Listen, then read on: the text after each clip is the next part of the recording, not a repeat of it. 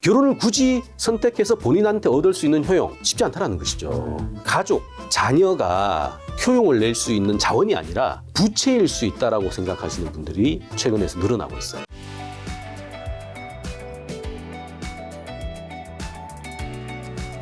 자, 그럼 경제적인 관점과 행복의 관점에서 결혼과 출산의 장단점, 교수님 좀 어떻게 보시나요? 일단 출산을 볼게요. 네, 출산. 출산이 사실은 우리가 1970년대에 경제학에서 이제 큰 화두가 됐던 게 뭐냐면 경제학자들은 모든 거를 비용 대비 편익으로 분석하려고 하는 경향들이 굉장히 강해요. 그래서 사실은 이제 문화적 현상이라든가 가족의 결성이라든가 또 전통의 개성이라든가 이런 것들은 사실 비용 대비 편익으로 설명이 안 되는 것들이 많거든요. 근데 그런 것조차도 이 나침반을, 경제학적 나침반을 들이대가지고 분석을 하는 경향들이 있었고, 여기 1970년대에 대거 다른 영역으로 확장이 되기 시작합니다.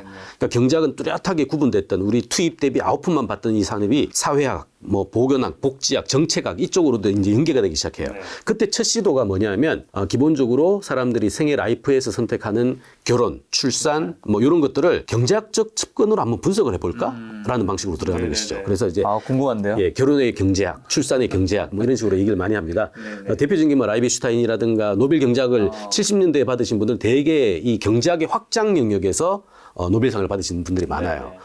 이건 경제학적 잣대로는 설명이 안 될 것 같았는데 이걸 가지고 설명을 하는 거죠. 그러니까 교육의 선호라든가 이런 것도 마찬가지고 이런 사회적, 문화적 현상들을 경제학적 잣대로 들이댔고 그 과정 중에 하나가 소위 출산이라는 것을 소위 이제 그 경제학적 잣대로 들이댔어요. 자, 사람들은 왜 출산할까라는 것이죠. 자, 부모는 왜 출산할까? 정리하면. 내 DNA를 남기고 싶은 그런 마음이지 않을까요? 예, 그런 거는 이제 경제학적으로 설명이 잘 안 되죠. DNA를 남기는 거가 자기한테 오든 편익이 뭐죠? 자기 죽고 나면 끝이잖아요.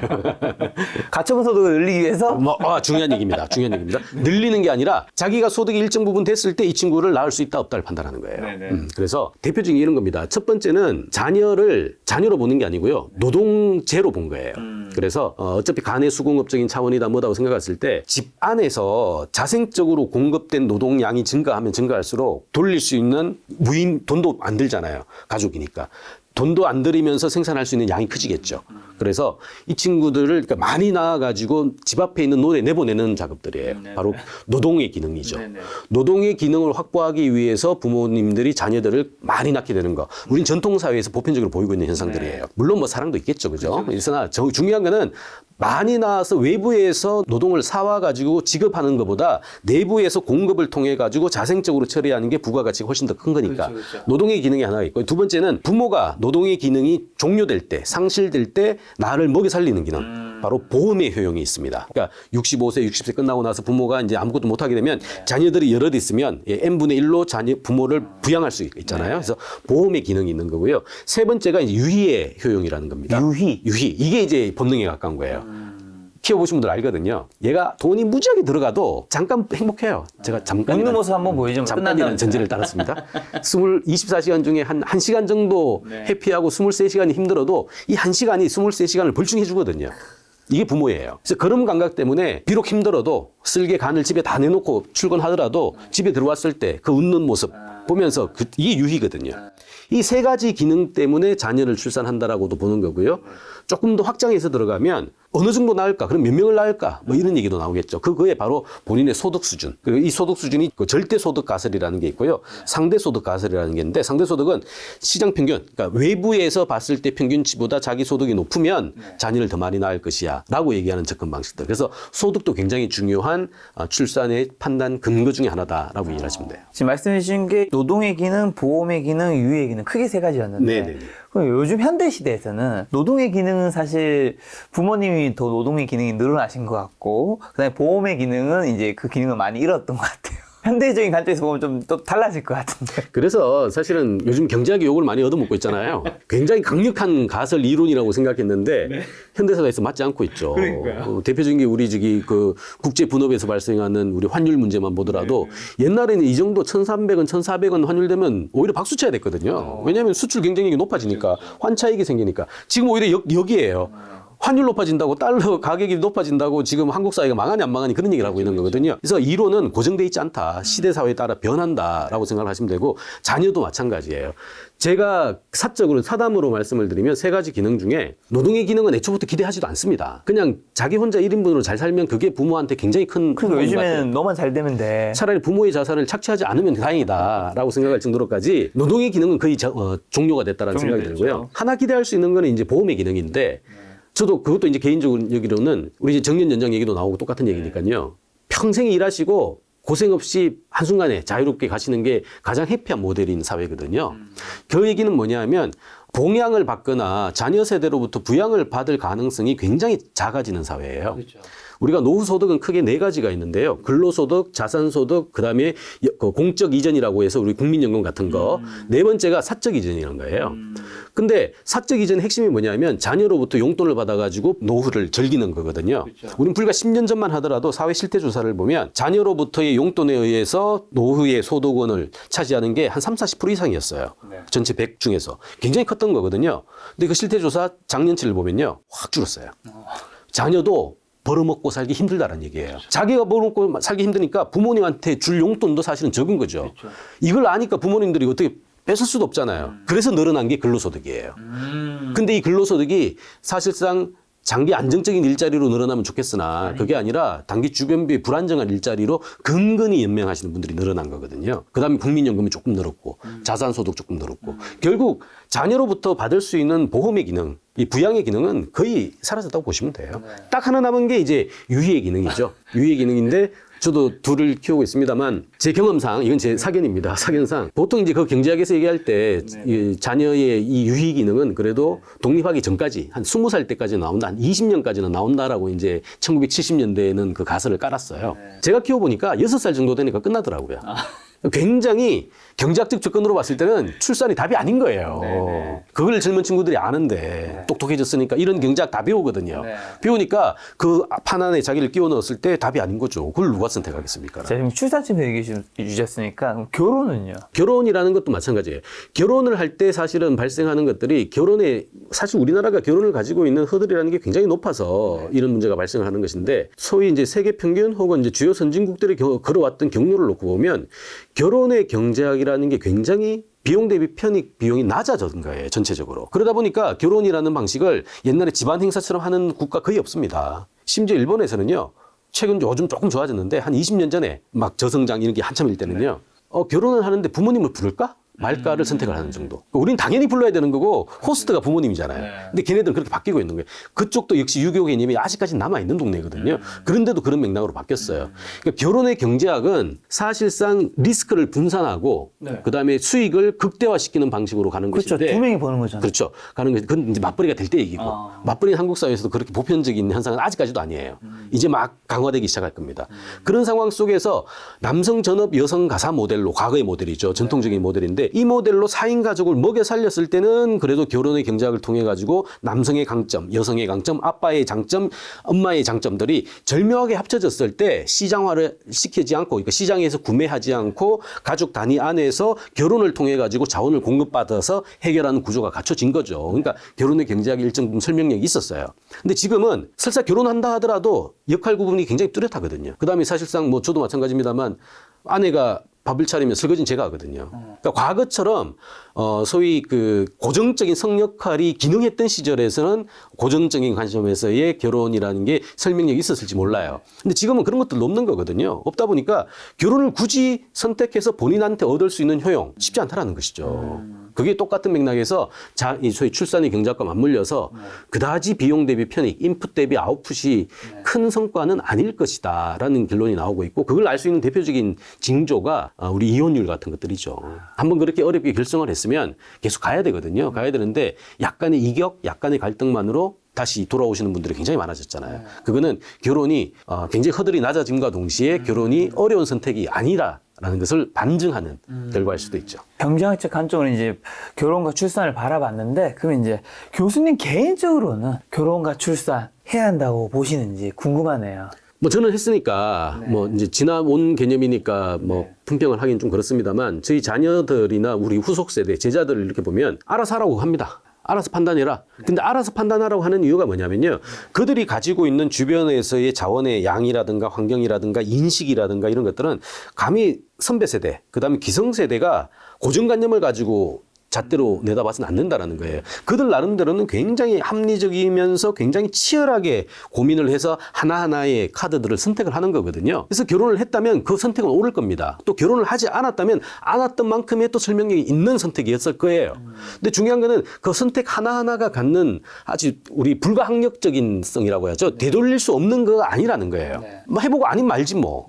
옛날처럼 아니만 말지였을 때 붙는 주홍 글씨, 딱지가 붙지 않는 사회거든요. 그렇다면 너무 괴롭거나 어렵게 고민하지 말고 본인의 몸이 원하고 머리가 원하는 방식들을 선택하시고 만약에 문제가 있으면 다시 돌아오시면 되고 근데 이게 선배 세대들처럼 뭐 고정관념으로 내다볼 사회도 아니고요. 그만큼 어쩌면 탄력적이고 좀 신축적인 사회가 이미 만들어졌다라는 거예요.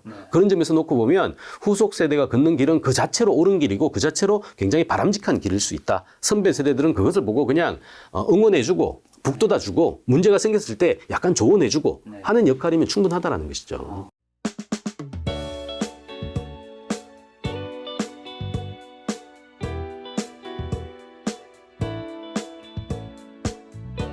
그럼 제가 이제 굉장히 냉정한 어떻게 보면 답에 나올 수 있는 질문 한 가지만 좀 드려보고 싶은 게 지금 말씀 들어보니까 출산과 결혼은 이제 뭔가 경제적인 게 너무 관련이 많이 돼 있고 굉장히 현실적인 거라서 그들이 이제 비혼을 할 수도 있고 출산하지 않을 수도 있을 것 같은데 만약에 지금 결혼 대상자인 분 아니면 이제 아이를 놓고자 하는 그 분이 경제적으로 여유가 있는 분이에요. 그렇다면 결혼을 하는 게 출산을 하는 게 그분에게는 더 행복한 선택일 확률이 높은 건가요? 이게 굉장히 복잡한 얘기예요. 이게 제가 경제학 얘기를 주겠습니다만 경제학은요 설명력이 갈수록 줄어들고 있어요. 그래서 맹신하시면 곤란합니다. 특히나 빠르게 변하기 때문에 그냥 뭐 하나의 가설, 뭐 하나의 그냥 의견이라고 이제 판단하시는 게 오는 거고요. 올해 통했던 게 내년에 안 통할 수도 있어요. 그래서 그런 식으로 맥락을 생각을 해야 되는데 어쨌든 결혼과 출산, 가족이라는 것은 우리가 생애를 살아갈 때 굉장히 중요한 그 의제잖아요. 자, 이거와 관련돼 가지고 선택을 할까 말까, 선택을 했는데 그 다음 선택을 할까 말까. 하나 선택 끝나고 나면 그 다음 선택이 또 있을 거예요. 근데 그걸 얘기할 때 예를 들어 뭐 고학력자이고 부자일수록 그러면 출산을 환경이 좋으니까 출산을 할 것이냐라는 거거든요. 현실은 그렇잖아요. 아, 진짜. 예. 가족, 자녀가 소위 그 효용을 낼 수 있는 자원이 아니라 부채일 수 있다라고 생각하시는 분들이 최근에서 늘어나고 있어요. 그럼 당연히 조건들을 갖춰서 한때 이런 얘기가 있었죠. 세 자녀, 네 자녀는 부의 상징이야. 적어도 부모는 돈이 없더라도 할아버지, 할머니는 돈이 많을 거야. 뭐 이런 이제 상상력들 실제 그런 경우도 있었고요. 했는데 안타깝게도 지금 아마 통하는 느낌은요. 돈이 많고 고학력일수록 출산은 낮습니다. 적어져요. 왜냐하면 일단은 이제 즐길 수 있는 재화의 양이 많죠. 그러면 그 돈을 n분의 1로 나눠 쓰기보다 자기가 쓰려고 하는 가치관의 변화와 맞물려서 이게 커져요. 아, 아이도 중요하지만 나도 중요하다. 그렇죠. 저희 둘째의 표현으로 빌리자면 나는 결혼은 해도 애기는 안 낳을 거야. 나 혼자 쓰기도 바빠 죽겠는데 이걸 어떻게 같이 써? 라고 표현하거든요. 네, 요즘 뭐 그러면서 그렇게 많이 생각하시죠? 엄마 아빠는 참 대단한 것 같아. 나는 그렇게 선택 안 할 텐데. 이제 이런 식의 맥락인 거거든요. 그러니까 이게 과거에는 상정하지 않았던 1, 20대 마인드들이에요. 근데 이미 이게 표준화가 된 거거든요. 이런 친구들에게 선배들이 만들어진 이론, 가설들을 잣대를 들이대면 이게 맞을 리가 없다라는 것이죠. 그래서 좀 유연한 접근 방식들을 좀 채택할 이유가 있다, 필요가 있다라고 보죠. 자, 교수님께서 이번에 내신 이제 머니트렌드 2023에서 말씀하시는 인구 감소가 불러올 세 가지 파도가 뭘까요? 사실 파고가 아니고요. 저는 뭐 쓰나미. 쓰나미라고 봅니다. 파고가 제가 세 개라고 쓴 이유는 아마 자고 일어나면 바로 직면할 이슈. 눈앞에 다가온 게 아마 세 가지 정도의 인구 분기점이 있을 것이라는 차원에서 제가 세 가지 파고라고 표현을 했는데 첫 번째가 뭐냐면 이미 지났습니다. 우리가 이제 흠뻑 젖어 있는 느낌이죠. 파도를 맞았습니다. 바로 생산 가능 인구의 하락입니다. 한국은 2018년부터 생산 가능 인구, 경제 활동 인구라고도 표현합니다만 15세부터 64세 구간의 그룹을 얘기해요. 이게 한국은 2018년도에 최초로 줄어들기 시작했어요. 자, 그러면 15세가 적어졌죠. 적은 인구가 들어가고요. 64, 63 하는 이쪽 고령 인구로 넘어가시는 분들이 숫자가 많거든요. 이분들이 빠져나간 거예요. 그러니까 작년 기준으로 얘기하면 공급된 사람이 30만, 근데 빠져나간 사람이 80만이에요. 그럼 한 해에 50만이 줄어들죠. 그렇죠. 생산 가능 인구가 왜 중요하냐면 뭐 중요한 이유를 설명할 필요도 없죠. 생산 가능한 인구가 국력에 차지하는 영향력이라는 것은 말할 수도 없죠. 당연히 생산에서 끝나지 않고요. 투자, 재투자, 시장 확장 당연히 연결되는 겁니다. 근데 이 모수가 한 해에 50만이 줄어들어요. 올해부터는 20년간 1,700만이 줄어듭니다. 1,700만이 한 해에 줄어드는데 공급되는 사람들은 적어요. 그럼 당연히 전체적인 축소가 불가피하겠죠. 이미 한국은 생산 가능 인구가 하락한 지 4년 차, 5년 차에. 두 번째 파고는 이제 분모에서 분자로 넘어가시는 분들, 바로 저출산에서 초고령 이슈로 연결될 수밖에 없는 고령 인구의 숫자입니다. 작년 기준 55년생, 우리 베이비 부모의 선두 세대라고 하는 1955년생이 한 80만 가까이 태어났는데 작년 기준으로 국민연금 수급 연령대인 65세에 진입을 시작했습니다. 자, 이 사람들은요, 우리가 국민연금 같은 경우에 88년 지역에서 시작해서 90년대 초에 이제 직장으로 확장이 됐는데 이 시절에 이미 사회에서 왕성하게 활동하신 분들이에요. 지금까지 받아가신 분들은요, 만액 조건을 못 가지신 분들이 대부분이었어요. 오죽하면 만액 20년이거든요. 20년 납부를 못 해가지고 노후 소득에 굉장히 소중한 자원이에요 이랬는데 받아가는 돈 보니까 뭐 푼돈이거든요. 그러니까 뭐 용돈 연금이다 뭐 이런 표현을 하는 거죠. 그러니 10여 년 전에는 기초연금이라는 별도의 제도까지 만들었잖아요. 워낙 적게 받아보니까 생활이 안 되거든요. 그러니 기초연금까지 만들어가지고 부족분을 좀 더 채워줄게라고 만드는 거예요. 그만큼 사실은 받아가는 양이 적었어요. 숫자도 적었고. 그런데 작년부터는 55년부터 앞으로 20년간 1,700만이 이분들은 경제 고도 성장이 한창일 때 사회에 들어갔어요. 국민연금은 소득 비례형입니다. 많이 낼수록 많이 받아가요. 만액 조건 거의 다 갖췄습니다. 근데 그중에 또 대부분은 또 맞벌이에요. 네, 많이 받아가시겠네. 그러면 얼마 받아가겠습니까? 상상을 초월하죠. 국민연금 재정 버틸 수 있을까요? 저는 버티기 어렵다고 봅니다. 빠른 속도로 악화될 거예요. 단적으로 우리 대졸 신입사원 평균 연봉 제가 넉넉하게 칠게요. 300만 원 칠게. 이 300만 원을 치면요, 우리 지금 국민연금 같은 9% 내거든요. 그러니까 개인이 4.5%, 직장에서 4.5%에서 9%를 내주는데 10% 낸다고 칠게요. 300만 원 10% 30만 원 아닙니까? 30만 원 내는데 받아가시는 분들은 아마도 200만 원 이상 받아갈 거예요. 자, 그렇다면 30만 명, 적어도 7명이 모여야 한 사람분의 국민연금을 주는 거예요. 근데 이 7명이라도 되면 괜찮은데 숫자가 더 줄어요, 지금. 받아갈 사람들은 줄줄이 대기가 돼 있는데 내야 될 사람들은 과거엔 이만큼 있었는데 지금 싹 쪼그러들었단 말이죠. 이거 어떻게 가져갈 겁니까? 두 가지 방법밖에 없어요. 첫 번째는 분모에 해당하는 이 n분의 1씩 내는 이 사람들이 10%가 아니라 20%까지 내야 돼요. 더 내야 된다. 더 내야 되죠. 고부담 가져야 돼요. 근데도 절대 숫자가 적잖아요. 그렇다면 분자를 손대야 되겠죠. 급여 낮춰야 돼요. 그래서 고부담 저급여 방식으로 분모 분자의 동시다발적인 조정이 들어가줘야 된다는 거예요. 그렇게 해도 사실은 현상 유지가 어려운 게 작금의 구조예요. 자, 문제는 이렇게 이제 65세 이상 진입하시는 분들 그래도 건강하시거든요. 우리 65세, 글쎄요, 저도 한 13년 후면 65세가 됩니다만 제가 65세가 된다 하더라도 고령 인구라고 할아버지라고 하면 화낼 것 같거든요. 이미 지금 화내시는 분들 많죠. 실제 되게 몸도 건강하고 신체력, 금전력, 가치력 굉장히 좋으신 분들이거든요. 이분들이 65세가 됐다고 느닷없이 정년 은퇴라는 강판을 당한다고 굉장히 쉽지 않은 거예요. 사회활동 만들어질 거거든요.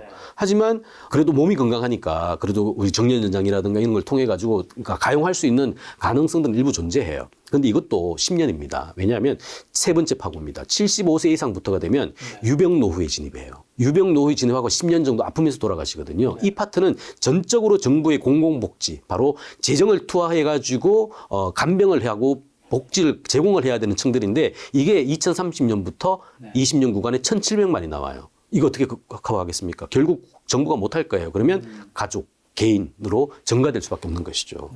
이 세 가지 파도 생각하면요. 지금 준비해도 이미 늦었다. 지금 하는 것도 없는 묘책 찾으려고 하지 말고 빨리 들어가서 신속하게 바꿔주지 않으면 후속 세대, 이거 눈이 뻔히 보이는, 그러니까 90년대생이 연금을 못 받을 거야 라는 이제 그런 풍문까지도 놔두는 거 아니겠습니까? 빨리 개혁해야 됩니다. 지금 말씀하신 대로 그럼 두 번째 국민연금은 이대로 안 괜찮다는 거네요. 고갈은 지금 여기서 뭔가 손대지 않으면 고갈은 당연히 직면할 수밖에 없다. 재미나는 것은요, 우리 5가지 사회보장 제도 중에서는 국민연금이 하나인데 네 가지는 거의 적자예요. 매년 보험료보다 받아가는 수급비가 더 많습니다. 근데 이 네 가지는 개별 법령에 의해 가지고 정부가 재정으로 벌충을 해줘요. 매년 떼와 가지고 줍니다. 국민연금도 그렇게 해주면 되잖아요. 근데 그 국민연금은 세금으로 벌충해 준다라는 항목이 없어요, 아직까지. 그래서 우리 국민연금 개혁할 때 그 한 줄 넣는 게 뭐가 어렵냐, 넣자라고 얘기를 했는데 그게 워낙 파장이 큰 얘기다 보니까 계속 미뤄왔던 거예요. 미뤄와서 얘기를 안 하고 있으니까 이대로 가면 못 받는 거야라고 얘기를 하는 것이죠.